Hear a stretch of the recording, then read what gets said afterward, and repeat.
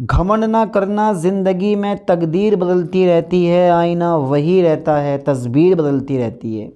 जिन बच्चों का BSc 6 semester chemistry paper second आने वाला, उन बच्चों के लिए ये question paper very very important होने वाला है। जिस तरह सूरज पूरब से निकलता है, उसी तरह ये क्वेश्चन एग्जाम पेपर में रखे हुए मिलते हैं। पेपर सेकंड का नाम है chemical energetics and radio chemistry. चलिए देख लेते हैं पेपर सेकंड के वो कौन कौन से मोस्ट इंपॉर्टेंट क्वेश्चन हैं जो इस साल आपके एग्जाम पेपर में फंस सकते हैं। सीधे क्वेश्चन फर्स्ट मैंने लिया है, पी के डब्ल्यू का 298 केल्विन का मान है। सीधे अपने पॉइंट पर आते हैं। जो ये के डब्ल्यू है, ये जल का आयनिक गुणनफल है।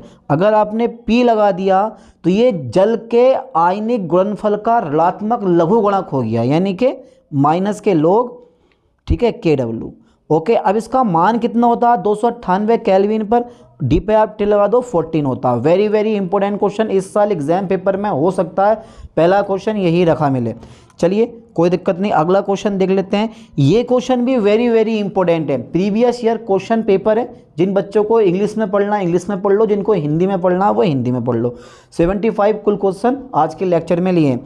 दुर्बल अम्ल दुर्बल क्षार के लिए जल अपघटन नियतांक है, वी पे आप टी लगा दो के डब्ल्यू अपॉन के ए मल्टीपल के बी। वेरी वेरी, तो इन दोनों में से ना एक क्वेश्चन आपके एग्जाम पेपर में रखा हुआ मिलेगा। ठीक है, फटाफट तेजी से सारे क्वेश्चन को अच्छे से देख के जाना, पढ़ के जाना, क्योंकि बहुत सारे क्वेश्चन इस क्वेश्चन पेपर के आपके एग्जाम पेपर में रखे हुए मिलेंगे। कल आप बता देना कि सर कितने क्वेश्चन पढ़े हुए आए आपके। चलो कोई नहीं, क्वेश्चन नंबर 3 देखते हैं।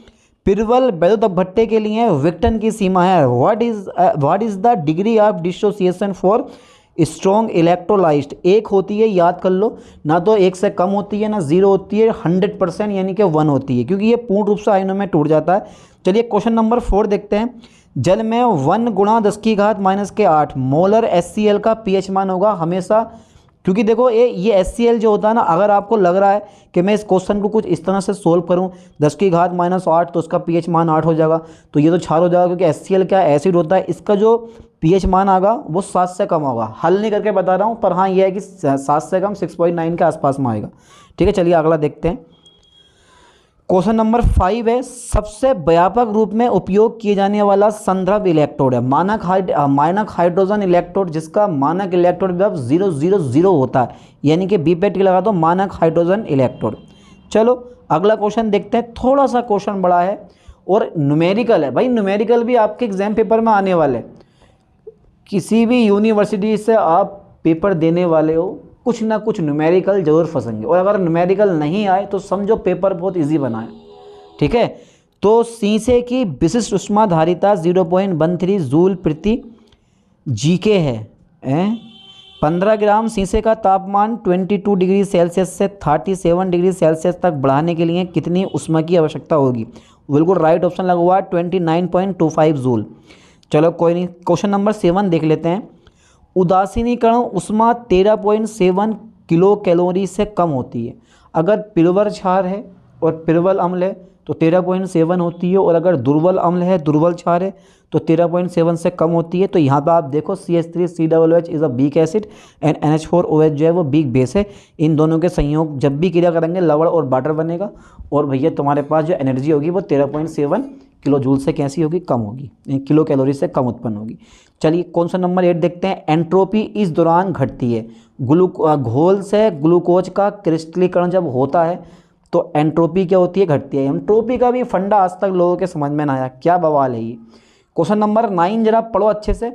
ऊष्माक्षेपी अभिक्रियाओं के लिए एंथैल्पी में परिवर्तन होगा, हमेशा ऋणात्मक होता है, ऊष्माशोषी के लिए धनात्मक होता है। ठीक है, बी पे आप टिक लगा दो नेगेटिव। चलो क्वेश्चन नंबर 10 देखते हैं। हैश का नियम संबंधित है। अरे भाई हैश का नियम सबको याद है, किस किस को याद है। हैश का नियम संबंधित है रासायनिक अभिक्रिया में ऊष्मा परिवर्तन से, यानी कि heat change in a chemical reaction.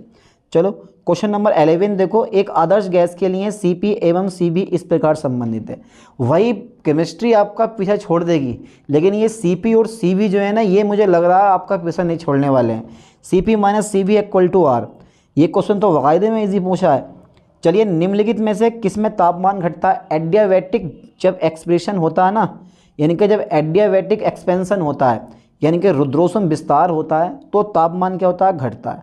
और ये आपने कार्नोट साइकिल में बड़े अच्छे से कवर कर रखा। करा नहीं करा, जल्दी बताओ, करा है नहीं?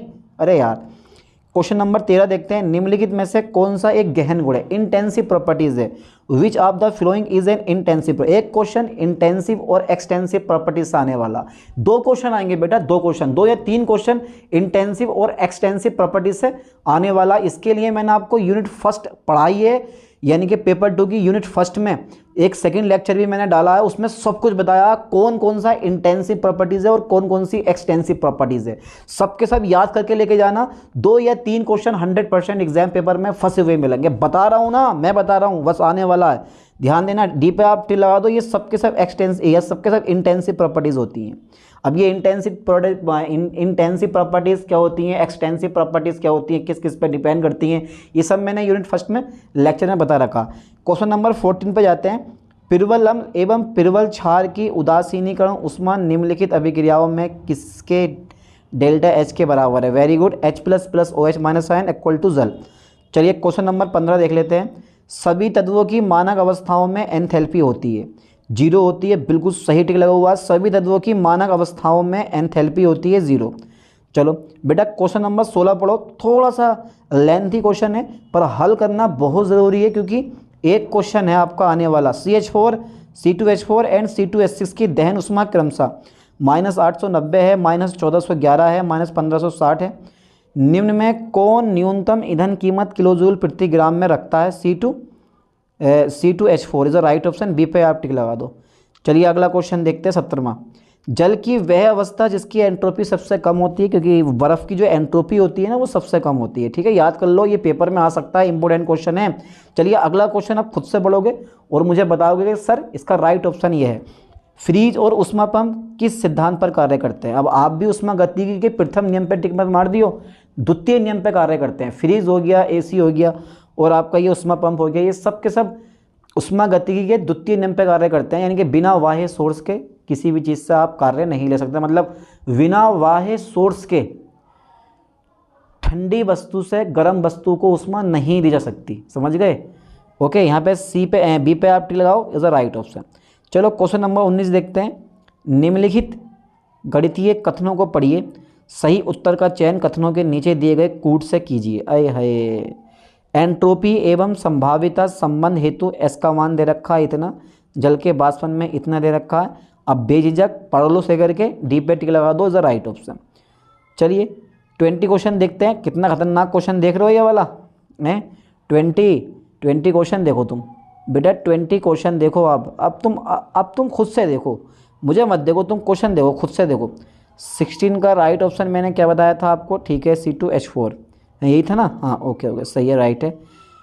अच्छा क्वेश्चन नंबर 20, सूची 1 को सूची सेकंड से सम्मिलित कीजिए, सूचियाँ नीचे दिए गए कुटों से कीजिए। भाई साहब पेपर हो रहा है, IAS IPS का पेपर हो रहा है, युद्ध हो रहा है, युद्ध बिल्कुल, कि जाओ बेटे लड़ो या मरो, करो या मरो की स्थिति है।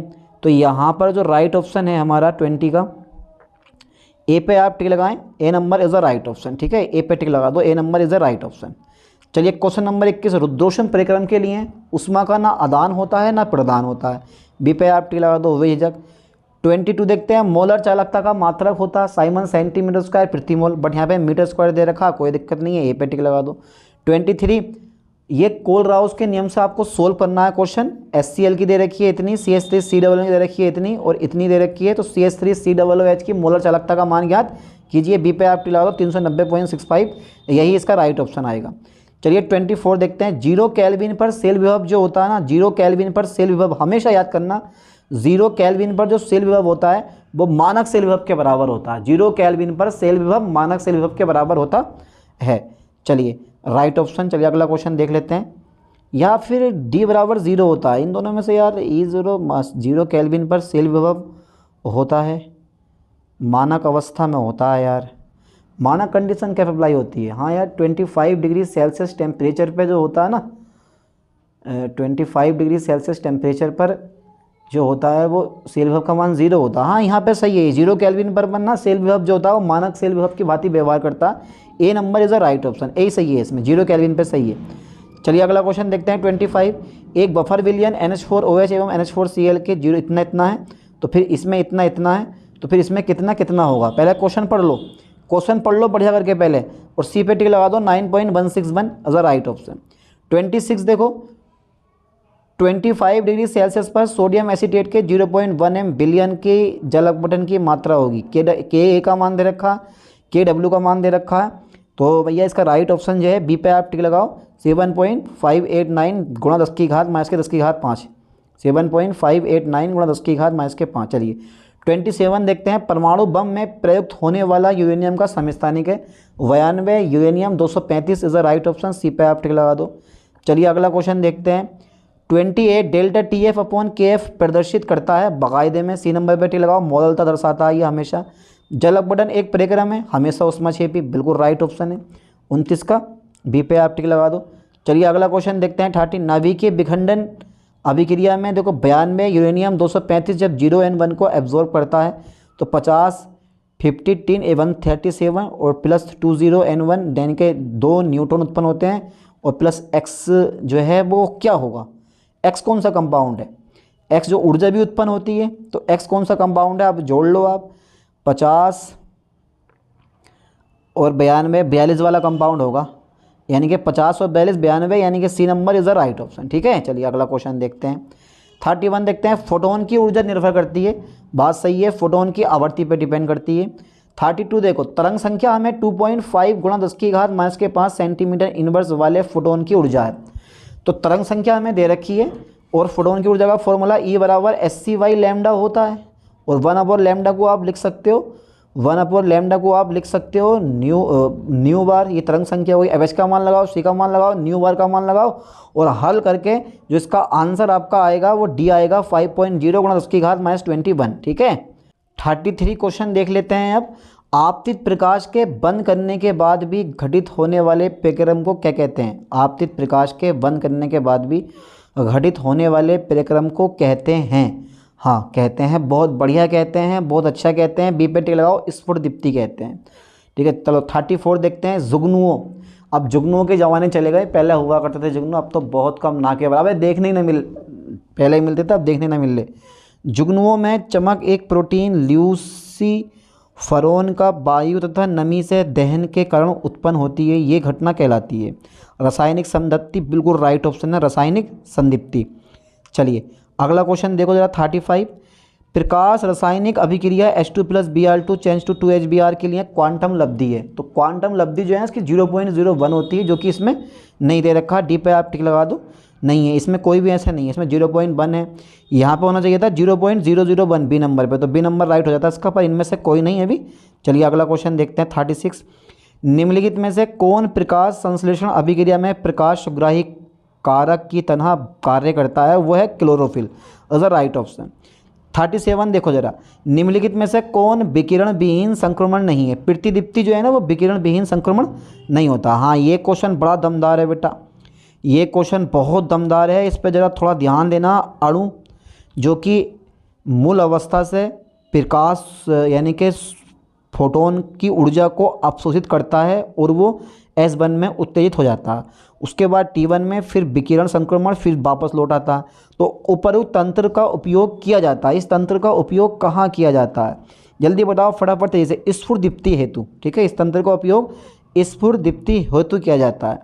चलिए 39 देखते हैं, अभिक्रिया 2Hi + H2 + IT की क्वांटम दक्षता 2 है, HI के 0.05 मोल टूटते हैं, तो अवशोषित हुए फोटोनों की संख्या ज्ञात कीजिए। तो अवशोषित हुए फोटोनों की संख्या ज्ञात कीजिए, इसका राइट ऑप्शन डी है, इनमें से कोई नहीं है, जो हल आया ना आंसर वो इनमें है ही नहीं। 40 देखते हैं, पूर्णतः आयनिक K3FeCN का होल 6 का बांड हाफ गुणांक है 4 हैगा, अगर तोड़ना चाहो तो 3K plus K4 plus FeCN का होल 6 4 माइनस है, तो 4 और 1 3 और 1 4 हो जाएंगे, 4/1, तो ये आ जाएगा तुम्हारे पास 4। अब तुम सोच रहे हो कैसे निकाला मैंने, अबे जो ये है ना यार इसमें आगा नहीं ना, मैं लिख नहीं सकता ना यार, K3FeCN का होल 6 है, जब इसको आयनों में तोड़ोगे तो 3K प्लस हो जाएगा, और FeCN का होल 6 आ जाएगा तुम्हारे पास 4 माइनस आयन, तो एक 3 आयन ये हो गए, एक आयन ये हो गया, 3 और 1 4 हो गए, तो 4/1 हो जाएगा, 4/1 यानी कि संयोजन या वियोजन के बाद कणों की संख्या बटा संयोजन या वियोजन से पहले कणों की संख्या का अनुपात ही हमारा क्या होता है? बांड हाफ गुणांक होता है, जिसे आप ऐसे शो करते हो। चलो कोई नहीं, तो यहाँ पे टिक लगा दो 4 पे, 40 का 4, 41 देखते हैं। बिलियन का कौन सा जोड़ा समपरासारी है? तो जिसमें कणों की संख्या समान होगी वही समपरासारी होगा। तो यहाँ पे 0.1 m ग्लूकोज और 0.1 m ग्लूकोज, 0.1 m यूरिया, ये समपरासारी विलयन है। बट बी और सी और डी इनमें से ही कोई सही नहीं है, ठीक है। चलिए 42 देख लेते हैं। 20 ग्राम ग्लूकोज को 200 ग्राम जल में घोला है, बिलियन का हिमांक बिंदु क्या है? जबकि केएफ जल के लिए 1.86 केल्विन किलोग्राम प्रति मोल दे रखा है। ए पे टिक लगा दो, -1.03 डिग्री सेल्सियस, ठीक है।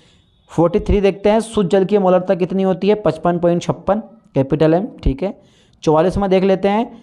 एक ग्लूकोज है, एक NaCl है और एक वेरियम क्लोराइड के समूणुक विलयनों के परासरण दाब का क्रम क्या है? इसमें आयनों की संख्या सबसे ज़्यादा है, उससे कम है और इसमें है ही नहीं। तो राइट ऑप्शन आप BaCl2 NaCl ग्लूकोज, बी पे आप टिक लगा दो, ठीक है, इज राइट ऑप्शन। चलिए अगला क्वेश्चन देख लेते हैं। 45 राउड के नियम से धनात्मक विचलन दर्शाने वाले विलयन का क्वथनांक? ए बिल्कुल राइट ऑप्शन है, less than boiling point of, ठीक है, इथर ऑफ द कंपोनेंट, ठीक है। चलिए अगला क्वेश्चन देखते हैं। 46 एक आदर्श विलयन के लिए डेल्टा H का मान भी शून्य होता है, डेल्टा V का मान भी शून्य होता है। यहाँ पे ए पे टिक लगा दो बेझिझक। चलिए अगला क्वेश्चन देखते हैं। 47 जब 1000 ml जल में आपने 1000 ml H2SO4 मिलाया जाता है तो मिश्रण का कुल आयतन होगा। तो 1000 2000 होना चाहिए। वर्ड बेटा यहाँ पर एक बहुत बड़ी परेशानी फंसती है। नीट लेवल का क्वेश्चन है ये, सही बता रहा हूँ मैं, नीट लेवल में ऐसा क्वेश्चन पूछा जाता है। ये ना ऋणात्मक विचलन दर्शाने वाला अनादर्श विलयन बन गया। अगर किसी एसिड को जल में घोल दोगे तो वो राउल्ट के नियम से ऋणात्मक विचलन दर्शाने वाला अनादर्श विलयन बन जाता है और उसका जो बिल के बना ना उसका आयतन जो होता है वो मिलने वाले कंपाउंड के योग से कम हो जाता है।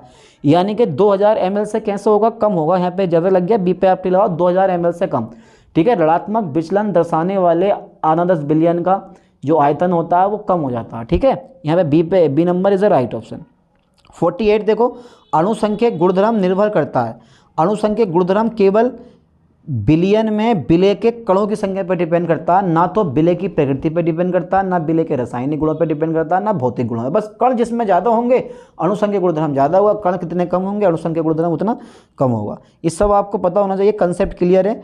49 देखते हैं। जल के लिए मोलल अवनमन स्थिरांक की गणना कीजिए यदि बर्फ़ के गलन की गुप्त ऊष्मा इतनी है पर 80 कैलोरी प्रति ग्राम है। तो यहाँ पर राइट ऑप्शन 1.863 ही आना चाहिए।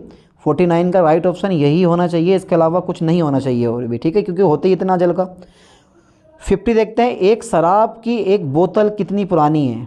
एक शराब की एक बोतल कितनी पुरानी है यदि उसमें ट्राइटियम की सक्रियता नई शराब की बोतल की तुलना में 25% है? वाह क्या सवाल है, मान गए यार, वाह क्या सवाल पूछा। ए पे टिक लगाओ, 25 वर्ष।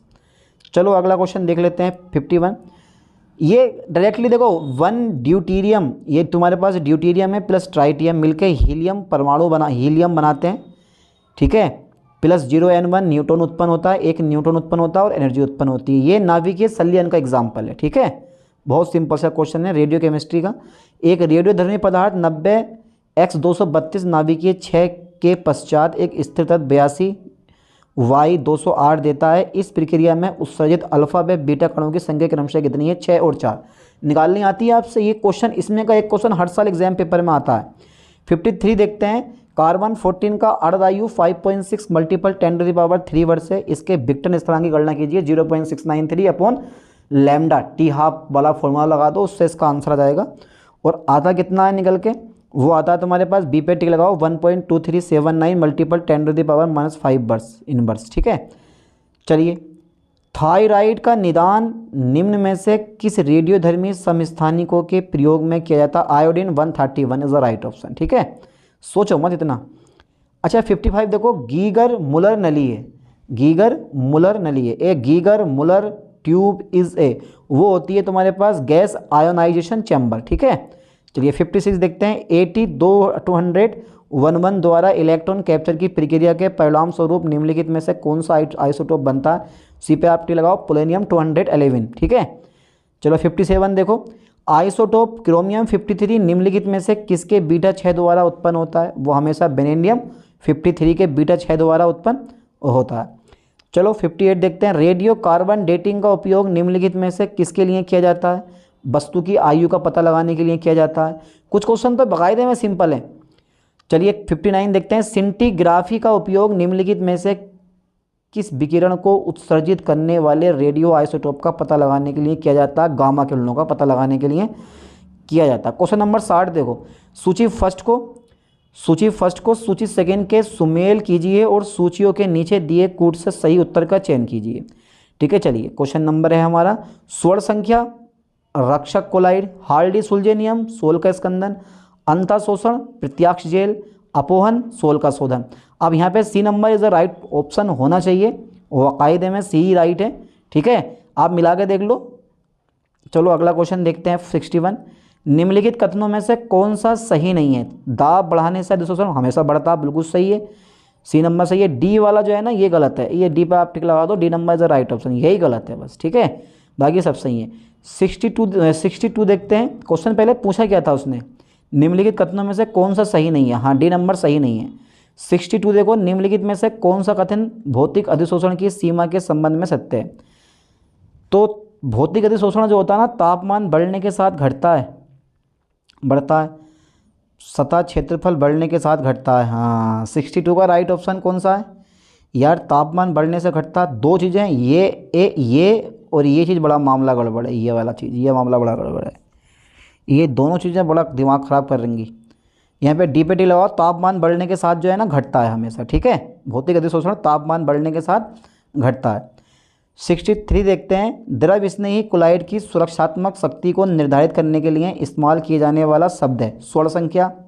ठीक है, चलो 64 देखते हैं। निम्नलिखित में से कुलाइड का कौन सा गुण कण के आवेश पर निर्भर नहीं करता? टिंडल प्रभाव कभी भी आवेश के कण पर निर्भर नहीं करता, बाकी ये स्कंदन भी करता है, वैद्युत कण संचलन भी करता है, वह ये टिंडल प्रभाव जो है ये नहीं करता।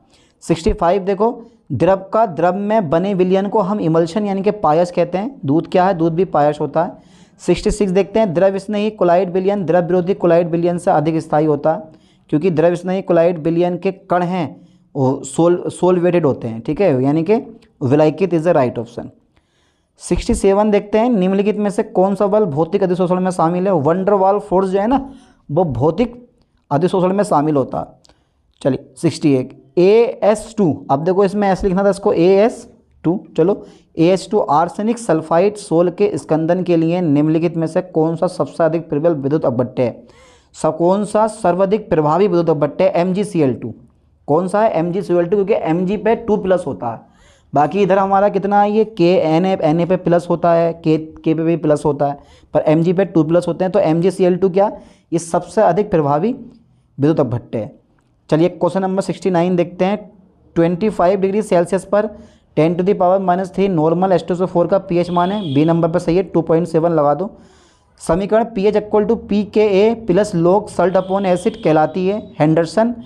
ठीक है, हेजल ब्लोच समीकरण। वेरी वेरी इंपॉर्टेंट क्वेश्चन, ये इस साल पक्का फंसेगा, ये ऐसे क्वेश्चन ना आएंगे।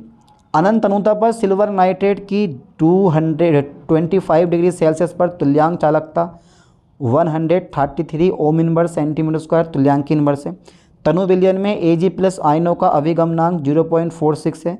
नाइट्रेट आयनों की तुल्यांक की चालकता होगी, नाइट्रेट आयनों की तुल्यांक की चालकता होगी तो वो होगी 71.82। ठीक है, चलिए 72 देखते हैं। हाइड्रोजन इलेक्ट्रोड द्वारा किसी विलयन का pH ज्ञात करने के का समीकरण है pH = E/0.0591। चलो 73 देखते हैं। 4 अम्लों PQR और S के pKw का मान 25 डिग्री सेल्सियस पर क्रमशः 3, 4, 5 तथा 6 है। इनमें से कौन सा अम्ल प्रबलतम है? वो अम्ल प्रबलतम है P। ठीक है, चलिए क्वेश्चन नंबर 74 देखते हैं। Fe का Sn2+ Sn इलेक्ट्रोड के मानक इलेक्ट्रोड विभव इतने हैं। तो यहाँ पर पहले अभिक्रिया से ना पहचान लो किसका ऑक्सीकरण हो रहा है, किसका अपचयन हो रहा है। तो Fe का ऑक्सीकरण हो रहा है, Sn2+ का अपचयन हो रहा है, इसका मतलब है Fe एनोड पर होगा और जो Sn होगा वो कैथोड पर होगा। तो एनोड यानी कि कैथोड में से एनोड का इलेक्ट्रोड विभव बढ़ा दो, माइनस के 0.414 में से घटा दो माइनस के 0.44, माइनस के 0.44 यानी कि 0.44। तो प्लस के 0.30 बच जाएगा। ठीक है, ध्यान देना, प्लस के 0.30 यहाँ पे बच जाएगा। तो सी पे आप टिक लगा दो, +0.30। What is the right option? 75 देखते हैं। सूची फर्स्ट को सूची सेकेंड में सम्मिलित कीजिए तथा सूचियों के नीचे दिए गए कूटों से सही उत्तर दीजिए। अभिगमनांक, का संबंध किससे है, बिलियनों का पीएच का संबंध किससे है, बफर बिलियन का संबंध किससे है और तनुता का नियम से संबंध किससे है। तो 75 का बी पे आप टिक लगा दो, the right option B number. तो 75 क्वेश्चन मैंने इस क्वेश्चन पेपर के आपको करवा दिए हैं। आई होप कि आपके ये क्वेश्चन समझ में आ गए होंगे। अच्छे से इन क्वेश्चन को देख के जाना, बहुत सारे क्वेश्चन आपके एग्जाम पेपर में फंसने वाले हैं। जिन बच्चों का कल को है और 4 तारीख को भी है, 9 तारीख, अरे लगातार पेपर हैं, हर एक यूनिवर्सिटी के लगातार पेपर हैं। बस यही कहूँगा, अच्छे से पढ़ के जाना, समझ के जाना, जो मिले लपेट लो। चलो मिलते हैं नेक्स्ट वीडियो में नेक्स्ट लेक्चर के साथ। थैंक्स।